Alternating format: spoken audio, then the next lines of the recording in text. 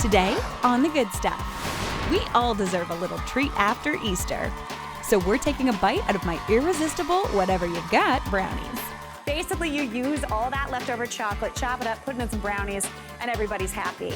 Then, oh my goodness. Discover all the ways you can go from basic to a bright and cheerful living space when Danielle Hunter makes over this condo in the heart of downtown Toronto. Your place looks like the business suit, but now you want to wear the party dress.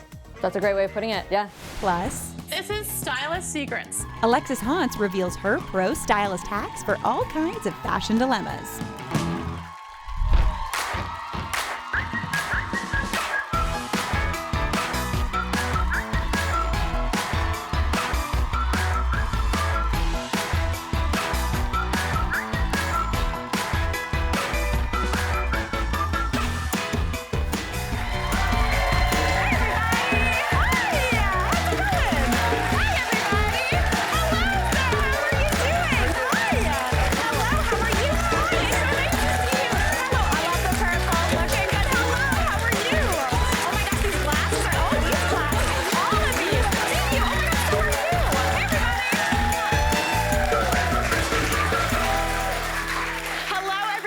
Welcome to the show. I don't know about you, but anytime we have a big family dinner, especially a holiday dinner, we've got a lot of leftovers. And after Easter, there's a lot of chocolate. Now, I hear some of you saying, Mary, I've never had leftover chocolate in my life. And you are a lucky one. I'm more of a chip girl, though. So when I have leftover chocolate, I like to make what I call my whatever you've got brownies. Basically, you use all that leftover chocolate, chop it up, put it in some brownies, and everybody's happy. This is kind of what I like to do with normal leftovers, savory ones as well. I use it as an ingredient in a new recipe. So today, chocolate into chocolate, everybody's happy. So to get started, we're gonna get to work on that brownie batter. So I've got a bowl here, and I'm gonna sift my ingredients. Now, I'm not usually a sifter, because I hate sifting things, I don't know why, but because I'm using cocoa powder, we need to give it a bit of a sift. Also lately, I'm not gonna lie, my flour's been lumpy. So I need 3/4 of a cup of all-purpose flour, just straight on into a fine mesh sieve.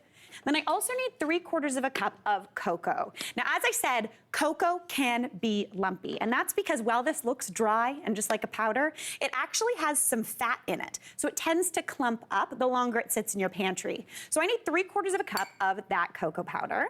I'm just using whatever you've got, just like a Dutch process. That's usually nice. It's got a little bit of acidity to it. Really nice chocolatey flavor once you cook it up, really, really good.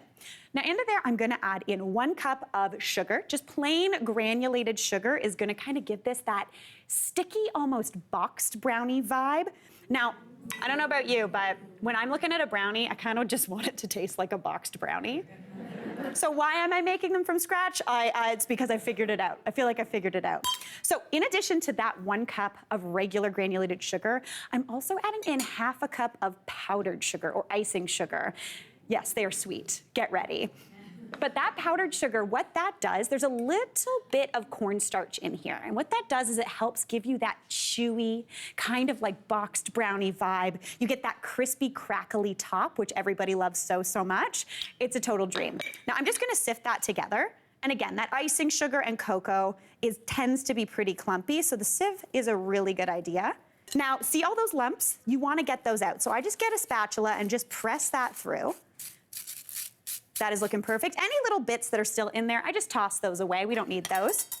Now into there, I need to add a little bit of salt, just 3/4 of a teaspoon, because chocolate and salt obviously are a match made in heaven.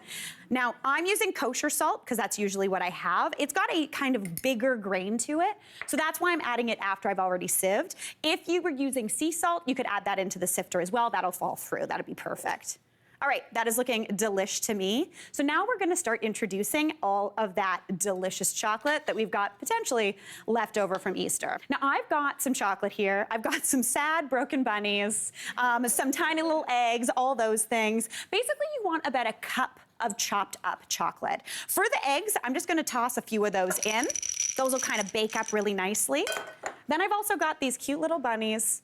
This is where you get to get maybe a little spooky. I'm not gonna lie, we're just gonna chop them up, you know? Take that beautiful bunny, really muck it up a little bit, and add that on into those dry ingredients. If you've got one of these big bunnies that I feel like everybody gets, and then nobody knows what to do because you just take that one big bite, and then you don't know. Chop the ears up, you know. Classic post-Easter event. We're all good.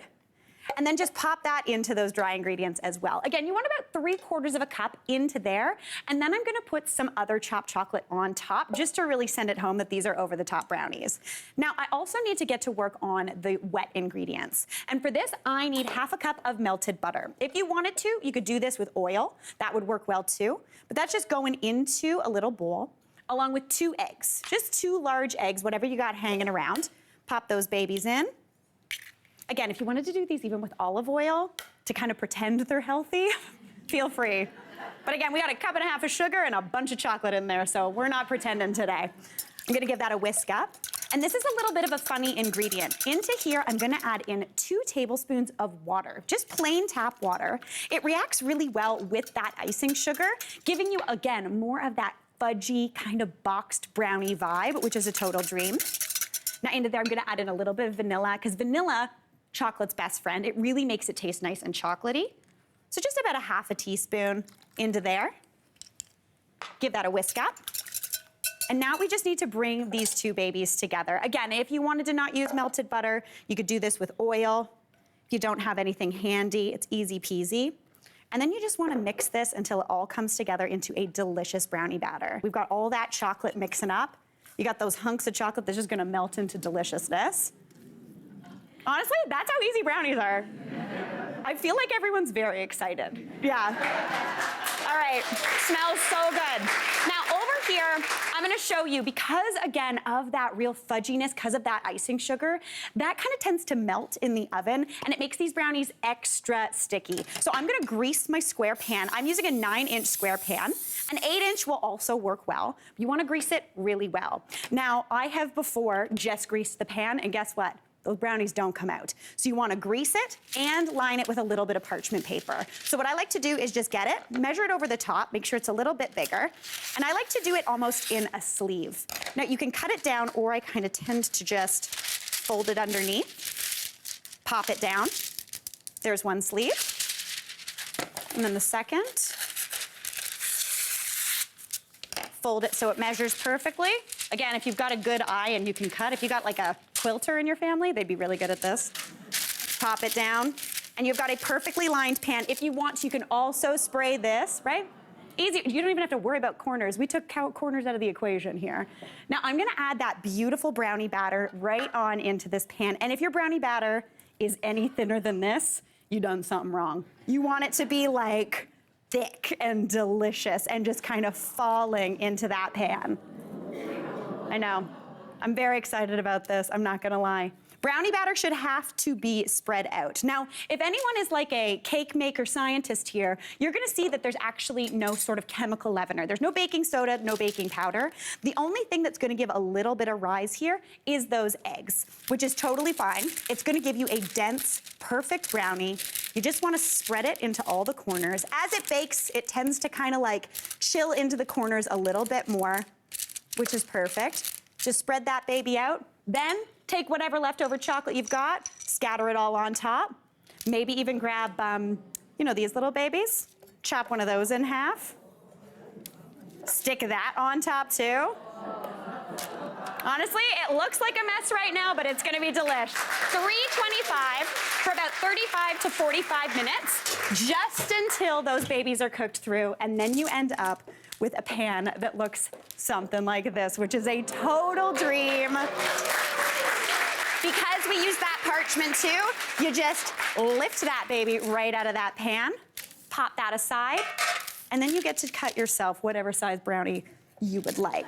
I'm a corner girl, not gonna lie. If I make brownies for you, not gonna lie, there is no edge available because I eat it all at home.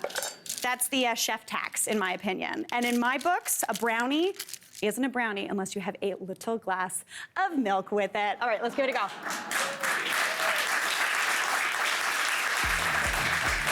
Y'all, that's a good brownie. I've already got people with hands up, I feel like, wanting this brownie. So we gotta take a quick break, but we'll be right back. Tomorrow on The Good Stuff, it's Earth Day. From eco-friendly beauty products to energy-saving tech and environmentally conscious fashion, Discover all the ways you can easily make daily living sustainable. Cute. This is really good job.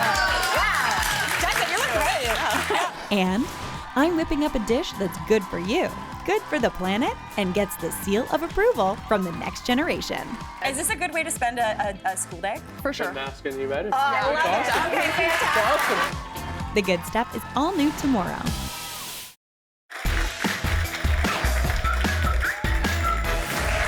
As you can see from the beautiful colors of our set, we are in full spring mode, all thanks to our talented production designer, Danielle Hunter. So when Erica wrote to us for help giving her condo a colorful style refresh, we asked Danielle to take her skills on the road.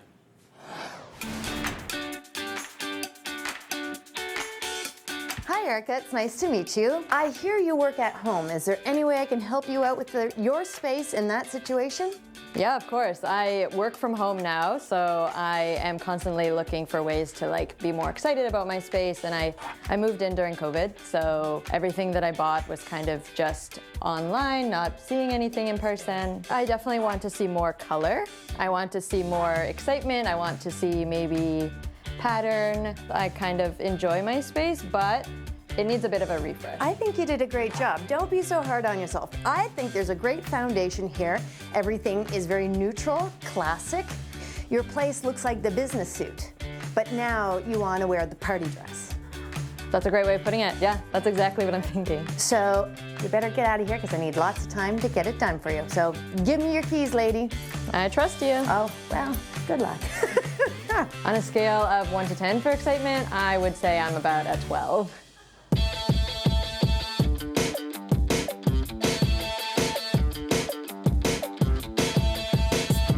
We're color blocking pastel colors in Erica's space. The white walls are a little bit in need of some fun. So we've got paint from Dulux to do the job. Everyone, roll camera. Justin, roll the paint. The color blocks are really going to focus on the three main areas that I have designated. So it's the TV area, sofa area, dining area.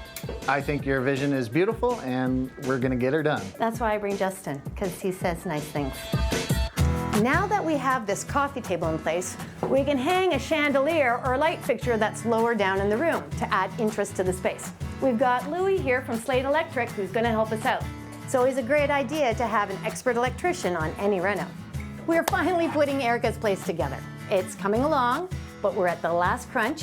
And the last crunch is my favorite part, and there's a lot of details that I want to still see come through. You want me to hold? I'm holding. I'm holding. So do you remember the business suit condo that you had? And I said, I hope I can give you a party dress. Oh yeah. Okay, Erica, open your eyes and see if there's a bit of a party in here. Oh my goodness. I don't even know what I was expecting, Yes. but this is...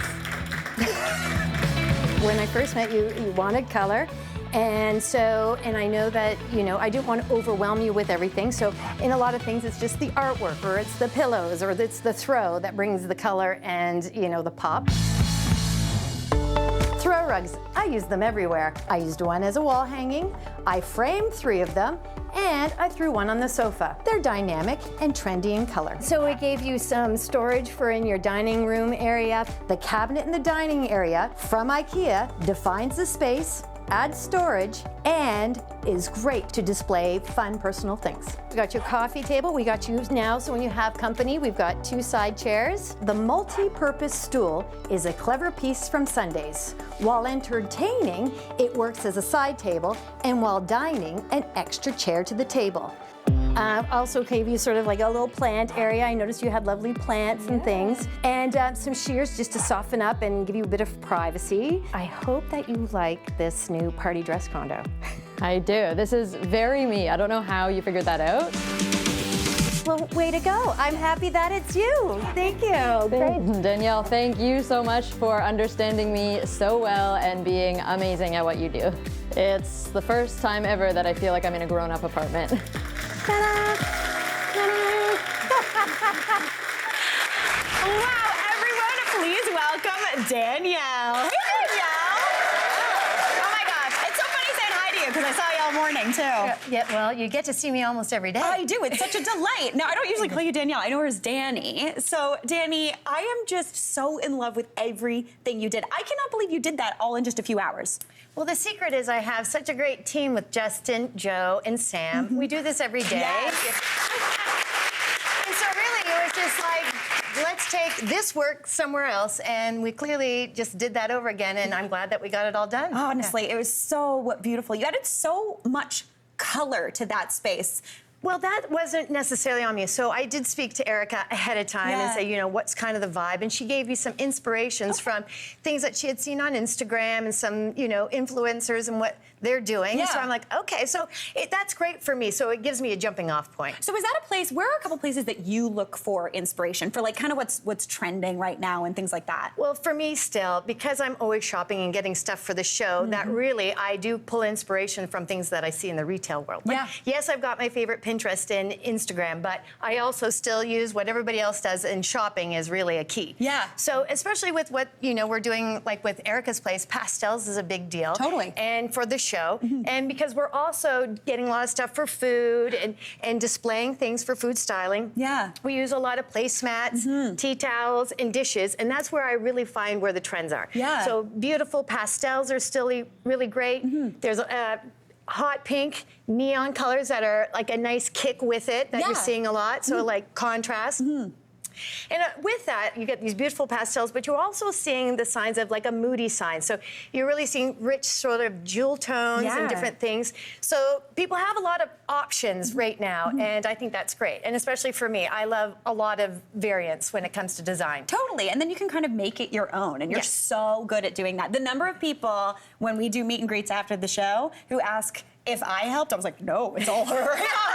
But you're so good at making it look personal. But your personality and what you do does help me make this come alive. So it is you. Team, So, I love it. All right, now moving on, we're going to talk a little bit about rugs, because you use rugs in so many different places. Right, so I'm always trying, when I see rugs, so what's great about throw rugs, and like what we do even on the show, is I've used this rug as a runner. Okay. And a throw rug is great because it comes in really great color and great style. And they're thin, so they're really, you know, diverse in what you can do with them. Totally. Before we run away, though, I want to say another pop color and a trend that I've seen is the pop of red with strawberries and the pop of red with mushrooms. Yes. Just an aside there. Honestly, mushrooms and strawberries are trending. Aren't they? I'm into it. Yes. Yeah. So, okay, so keeping along the theme of the rug, like I did in Erica's place, I use rugs in 3 ways. One is a wall hanging, one as a throw over her sofa, and I framed 3. Okay. So why? I don't know, because I wanted to. So anyway, so here we've got one of these. So this rug was actually used in Erica's place. It was on her sofa. Okay. And like I said, as everyone can see, it's quite thin. Okay. It's not like it's thick. It's not like a shag rug or whatever. Like that might be a problem. Totally. But I don't know. Hey, somebody can get away with it. Someone Go can for try. it. That's right. So when you're doing this project, 3 key items is make sure you iron it so that it's nice and like no bumps and everything. You want that for framing. Perfect. Great pair of scissors and tape. Okay. So Mary, yes, before you cut a rug. That was pretty good. You know what you have to do is you have to take your frame.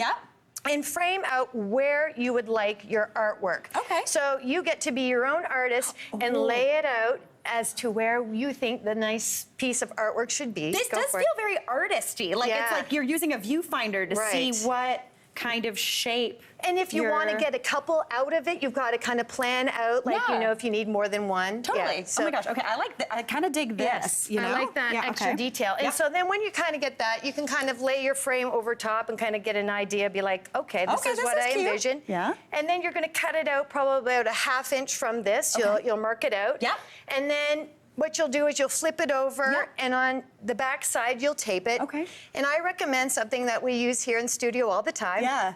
It's gaff tape. Okay. What's great about it is it really sticks to fabric, and it'll also stick to the paper back side of the mat. Yeah. The thing is, duct tape could work, but over time it might droop. It melts almost. And then you'll be like, "What? All that hard work, and I got a droopy picture." Yeah. So, anyways, so moving on now that we've got that, We got it all I have framed. 2 framed here. This looks so good. Thank you. Yes. And I feel like I wanted this example because this is very similar to what was in Erica's condo. Yeah. And so it's kind of light and happy and very pastel, and that's what's really trending. Yeah. But if that's not your vibe, somebody else might like something that's a little bit more on the moody side. So Yeah. we've got a darker color with a darker rug. Yeah. So we got Yeah, I know. happy and moody. Yeah. But if either one of these might not be hitting the mark for you, I'd wonder if you could do-si-do with Oh, of me course, here of and course. maybe Okay. see if we could switch this up. Ooh, this is good. Okay. So, You're gonna cut in the so there we go. Look at that. So, all of a sudden, we got a happy, moody, Yes. and a moody, happy, and This is like a melancholy mix, and I like that. yeah. So it's something to. So I just want people to know you should play around with Yeah. color, play around with ideas, and play around with trends, and that's where you're going to find what works for you. Oh my gosh, Danny, you take such good care of us. Great job. Amazing. We gotta take a quick break, but we'll be right back. Stylists always use moleskin. So it's called moleskin. It's at like Shoppers and those type of stores, Yeah. convenience stores. And it's nice and thick. It's got like a nice little padding there, and this helps prevent blisters. Yeah.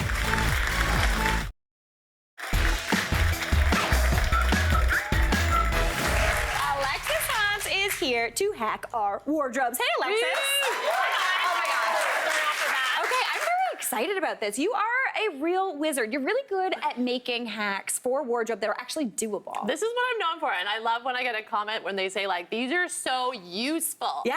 So I want you to watch the hacks today, and even if they seem a little far-fetched or you think, I don't actually need to do that, remember it, because in a Yes. year, you're gonna be trying to get dressed, something's gonna go wrong, Yeah. and you're gonna remember me. This is the key. Yeah. And then you say, thanks, Alexis. Yeah. What a delight. To yourself in your room when you're getting dressed in the morning. All right, so the first thing you wanted to chat about, and this Yeah. is a huge issue for so many people, is getting the zipper done up Okay. on the back of a dress. Because we don't always have a partner at home, or we might not want to ask him, right? We just want to get dressed. Maybe quickly. he's in the doghouse. yeah. That's like at my house. Yeah. I don't need your Yeah, help.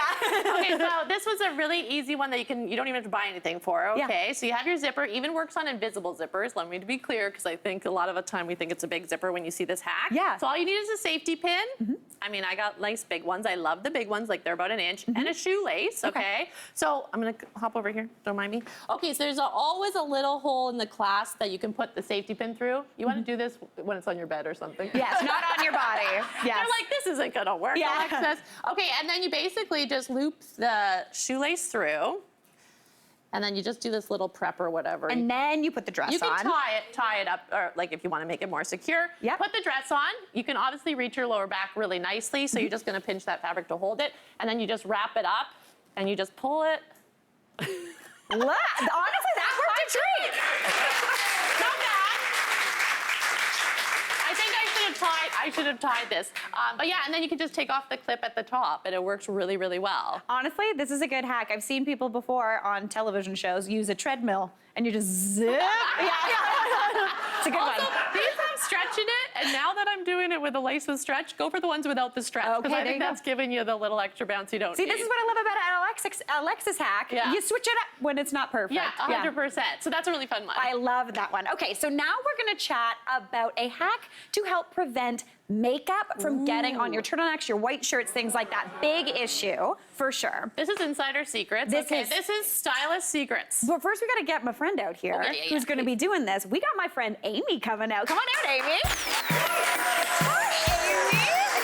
Oh my gosh, Amy, you look like a rock star with this microphone. I love a little handheld mic. Yes, Amy is one of the amazing producers here. I work with her every single day. She's fantastic. Now, Amy, you are wearing a beautiful white shirt. So, Alexis, what are you going to show us? Okay, well, first I want to say that every closet should have this, and if you're a real retail store owner watching this right now, please have it in your change rooms. How many times have we been in the change room and we don't want to buy the white shirt because there's already makeup on it, right? Yes. So all So you you need a do, scarf. silk scarf. Okay. Okay, now you can go to like the thrift store or Value Village, something like that, or you can just actually cut up a blouse that you're not wearing. Okay. I always say, Mary, it has to be silk, because if it's like a rougher material, when you put it on your face, it actually can take off the makeup. Yeah. So you need a smooth surface. So you just put it over your head. Let This me is- hold your shirt in case you need help. What's also key, you look very funereal. yeah, so You can also scare the kids if you do. Yeah. It's fun. So, and then here's just a white shirt to show you. So you basically put it over the top of your head, make sure it covers your face and your neck, wherever you might have makeup. Okay. And you slip the shirt on over top, and then you just take the scarf off. Dun-da-da! One quick extra thing, when you're taking it off, because you don't want to dry clean it, you just put it back in and you tuck the shirt into it and then take the shirt off as well, too. So is you key. literally, and you just hang it up. I actually have a space in my closet. Yeah. And you can see there's no makeup No on there makeup, no nothing. Amy, fantastic. It's like you've been putting on a shirt every day of your life. I know, I'm a pro. You're a pro. No big deal. Thanks so much, Amy. Great job. And I'm not gonna lie, this is one that I do literally every single day in my office. I often am just walking around my office with a thing on my face. Sometimes it feels like an extra step, but it saves your clothes. It really saves does. you dry cleaning money and everything, so really try it. Try Yeah. that one. Okay, so next up, this one is a great one. You want to tell us what a hack to prevent our necklaces and chains from tangling? Because delicate necklaces are in, so or even a small chain on a statement pendant piece as well works. So this is kind of for traveling. I use Travel Hack, or sometimes, you know, you have an event at night, you want to take the necklace with you, but you don't want it to tangle, so you can take one if you'd like there too. So what you're going to do is get your little paper straws or biodegradable straws that we all have now. Yeah. It works easier for me when I do it like against my arm, and you're actually going to loop it into the straw, just like that. Pretty cool, right? Nice.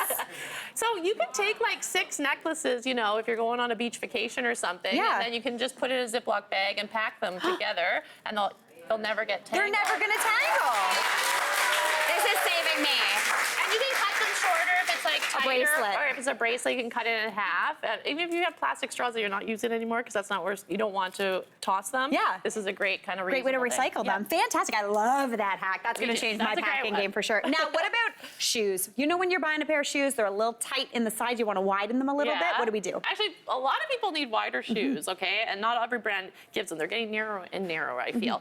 Okay, so especially since loafer season is in, ballet flats always give you blisters, that kind of thing. So this one, we've all seen.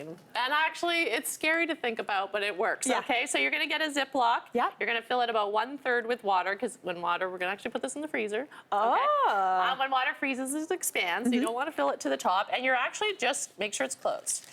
You're gonna stuff it into the shoe, just like that. And it's gonna basically freeze overnight and help stretch your shoe. Now, shoes come with cloth bags. You can wrap it in a towel. Yeah. A lot of people don't, but I think just take an extra step. You can cover it in a towel, put it in the freezer just to protect the outside of it. And yeah, it's gonna stretch your shoe. That is so smart. So you pop it in, the water pushes at the sides. And it's free. Yes. Because you can go to a hauler and get them stretched out if you need to as well, but this is a good hack for home. I love that. Now, what about if they're a little uncomfortable? The only thing I wanted to show really quickly is that stylists always use moleskin. So it's called moleskin. It's at like Shoppers and those type of stores, convenience stores. And it's nice and thick. It's got like a nice little padding there, and this helps prevent blisters. Yes. So moleskin if you have problems with blisters. It's sticky. You just stick it right back here and you are good to go. I love it. It's fantastic. Now, finally, real quick, Alexis, you are the person who taught me way back when you were on a segment on the Marilyn Dennis show, you taught me how to cuff a sleeve. Yeah. And it was amazing. Now you're gonna share your little tip. Well, okay, we don't even need to cuff anymore because, you know, times are changing. So what I love, we've been talking about elastic bands or hair elastics, and I tried that for years, and then I found this. It's just off Amazon. You get a pack of 3, gold, silver, and black, so you can match your clothes. But it looks like jewelry. It's stretchy. It's meant for your arm. It's very sturdy. Honestly, they're not uncomfortable, and they do stretch really nice. Yeah. They come in different sizes as well. And you just cover it up, and it holds your sleeve all day. And if it shows, it looks like a little bracelet. It looks intentional. I love this. Now, I got a couple people in the audience being like, because I feel like you look like an old-timey accountant, which is so fun. Alexis, these were fantastic hacks. I love it so much. You're the best. Oh my gosh, what a delight. We gotta take a quick break, but we'll be right back.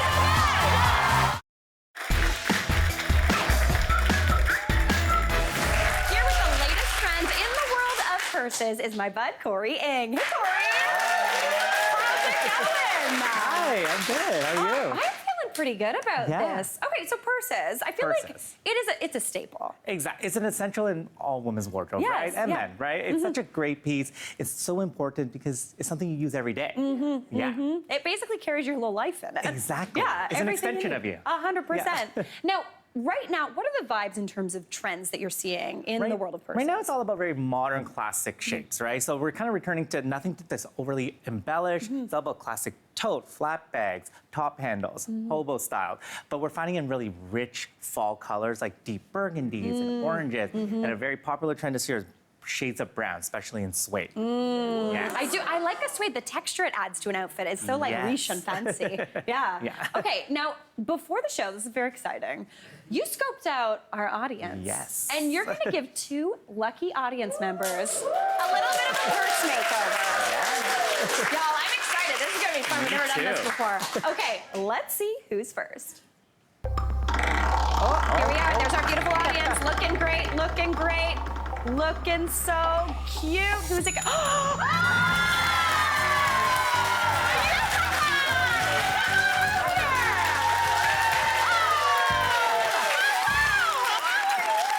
Oh my gosh. Okay, first off, what is your name? Sarah. Sarah. Everybody say hey to Sarah. Sarah, so nice to meet you. Where'd you come from today? Toronto. Oh, nice. Local girl. Yeah, local, We've local. got it. All right, so first off, tell me about your purse, Lil. Well, I love this bag because I can just dump everything in this bag. Yes. Everything. Yeah. Mints, Kleenex, Yeah. makeup. Makeup. Perfect. And it's hard to find though.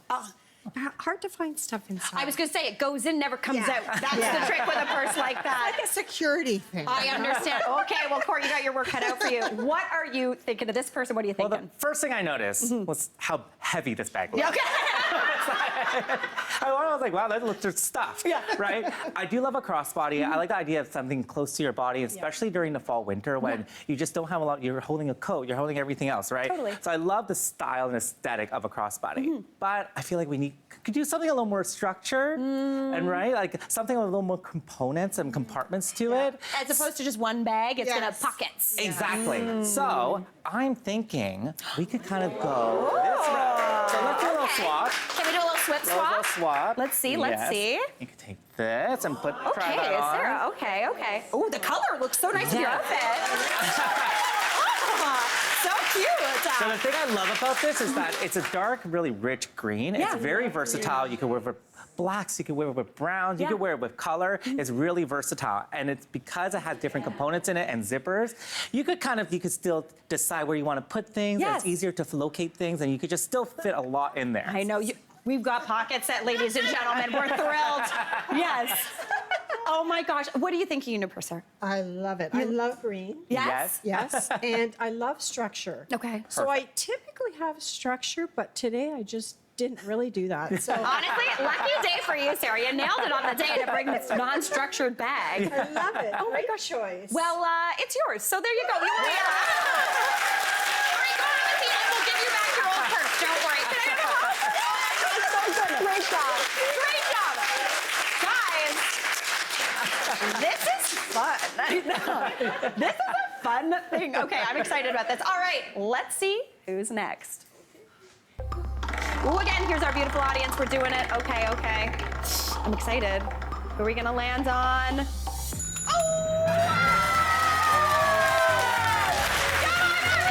You look great. Hello. Hi, what is your name? Natasha. Natasha, it's so nice to meet you. Great makeup. Thank you. Love, so beautiful. Oh my gosh, thank you so much for being here today. Thanks so much for this. Where'd you come in from? Toronto. Also, Toronto, local girl again. We got him. Yeah. Amazing. Okay, so tell me a bit about your purse. I love how it's crossbody. I love it has a handle. I love it. You can stuff whatever in there. 100%. Has a lot of sections in here. So yeah, I just love it. I mean, yeah. Okay, Corey, what are we thinking? I love the bag. Yes. When she walked in, I was like, that's a great purchase. It's structured. You can fit a lot. You can kind of tell what the purpose is for. It works for every day, right? Yeah. And so it's more the color for me. Like this leans more to spring, summer. Okay. Now that fall, we could kind of do a deeper and darker palette. So I'm thinking something like a very I do caramel like color. this. So let's do a little quick swap. Let's do I'll a take swip your swap. bag.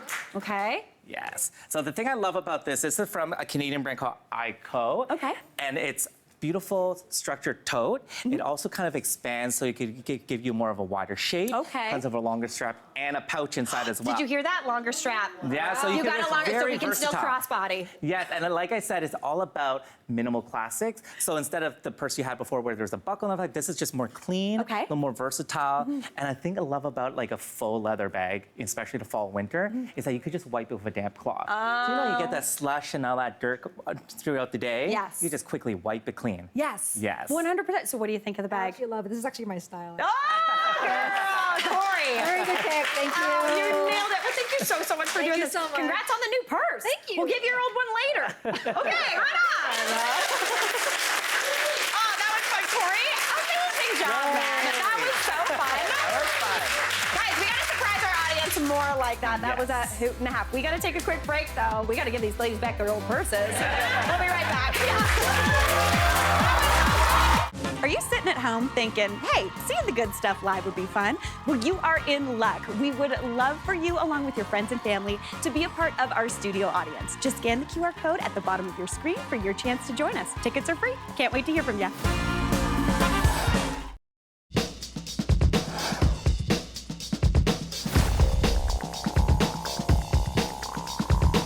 Today is all about getting road trip ready. And while I obviously think that snacks are the most important part of any good road trip, having a good car is also key. So I'm here in the parking lot getting ready to meet my friend Megan Arthurs, who's going to teach us how to get our car all organized and road trip ready.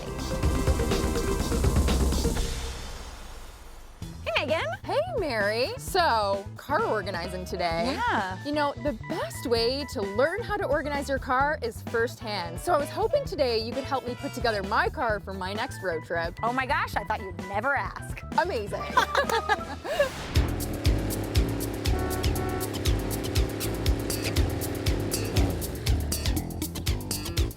So the first step, Mary, is to categorize your items and map out your car.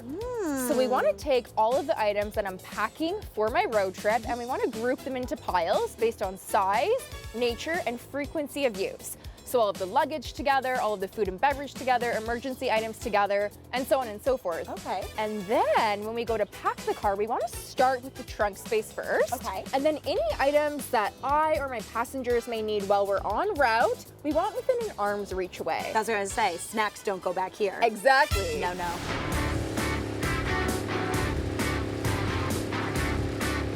Ooh.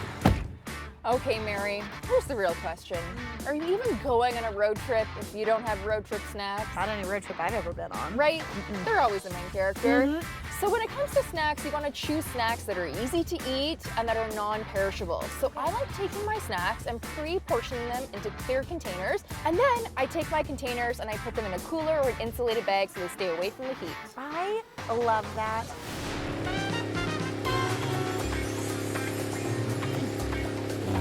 All right, now that we've covered snacks, let's talk emergencies. There's two types of emergencies that could happen while you're on a road trip. The first is an emergency that can happen to the vehicle. The next is an emergency that could happen to the people in the vehicle. Me. So, Mary, could you reach under your seat and grab the emergency kit? Items you might have in here: jumper cables, tire repair, a blanket, flashlight, batteries, whatever you may need for your vehicle if an emergency strikes. Okay, and now we have the emergency kit for the people in the vehicle. So obviously, in a kit like this, we would have medicine, first aid, roadside assistance, and I like a little extra cash just in case. Sometimes you just need a 20. You just never know.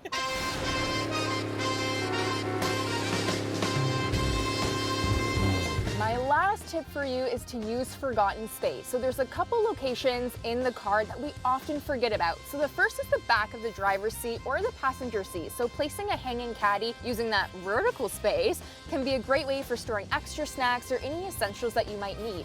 Also, the back middle seat. If no one is sitting in the seat, it's really handy to place a collapsible caddy for anything that the back passengers may need. And then the middle console between the driver and passenger seat can be great for storing all of the essentials you need that don't really have a home. They normally end up on the floor, like a charging cord, notepad, pen, gum, wet wipes, etc. I do love gum. Okay, Mary, now that we have this all sorted out, here comes the fun part. You get to help me organize my car. Oh, yes!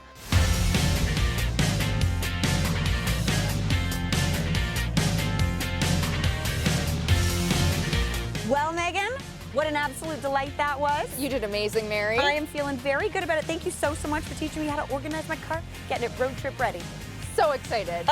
It's going to be a good summer. We got to take a quick break, but we'll be right back.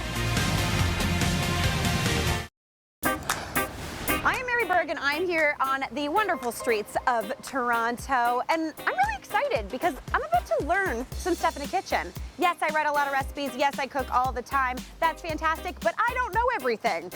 and I want to learn more. Let's do it. Today, I'm crashing my buddy Chef Craig Wong's kitchen. Chef Craig is the owner of Patois here in Toronto, an amazing Asian Caribbean restaurant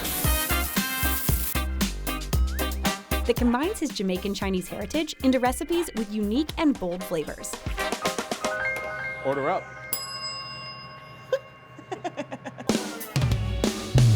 So Craig, you have done a lot in your life. You're clearly the chef here at Patois, but where did your journey start? I started cooking like in the late 90s, where like every top 10 restaurant was either Italian, French, maybe you get like a little sushi like sprinkled in there, but I just knew that I didn't want to be a sushi chef. Yeah. So like I chose to pursue like fine dining French cuisine. Yeah. Like I got to work in like Michelin-starred restaurants, all the ones that I really, really wanted to. So that was like really the basis of my cuisine. Yeah. But I wanted to learn the techniques and then apply it to cuisine that like makes sense for me, Jamaican Chinese, like my background. Just cracking them in half. Get like that. out of here. So, I'm gonna dig into this. do Cheers, it. my friend. Cheers. What a delight. Okay. Now, Craig, you clearly know a lot. Like, the amount of technique that goes into dishes like these is absolutely amazing. And you've studied in French kitchens and Michelin-starred kitchens. You do this amazing stuff. But what is there left that you want to learn? It's exactly like right. That's why I got into cooking in the first place. I just found that I was, acquiring a lot of knowledge in one area. You just jump over and travel somewhere else and get inspired by food. And like that to me is what life is about. Yeah, I agree. I have so many questions about how all of these things were made. But like, do you want to show me something? Absolutely. You want to go make a fried rice? I do want to Let's make a do fried it. rice. Let's make Mary Berg's first ever good fried rice. And so like I want to show you how to not just season your wok, but how to maintain and to re-season your wok. Okay, I love this. So you blast off, super high temperature. Oh my gosh. And like what you want to do is the first thing you want is you want to start to burn off as much of that carbon and soot as you can off of those kind of sides. sparking. Now that smoke I know is really key to the flavor of a wok. It is. Yeah. And what happens is it's almost like the food is sitting above the wok. Yeah. And there's like a layer in between and it gets that kind of smokiness. Yeah. That's that like telltale sign that somebody really masters the high temperature cooking in the wok. Yeah. This is now just wiping it down. Okay.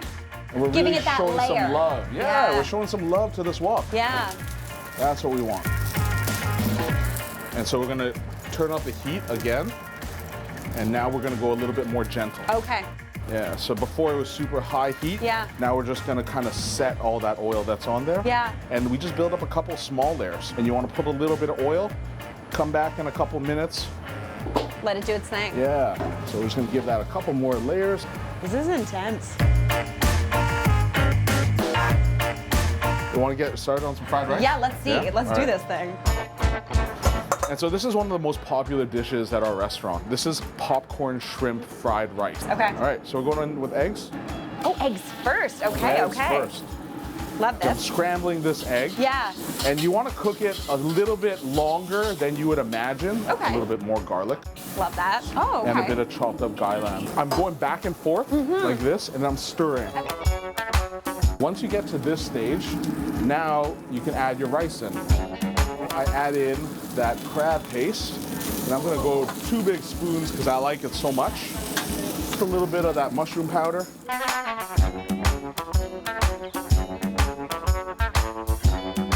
And so these popcorn shrimp need just one more thing. Okay. And this is our fried chicken powder. And that's it. This is like my favorite fried rice. Order up.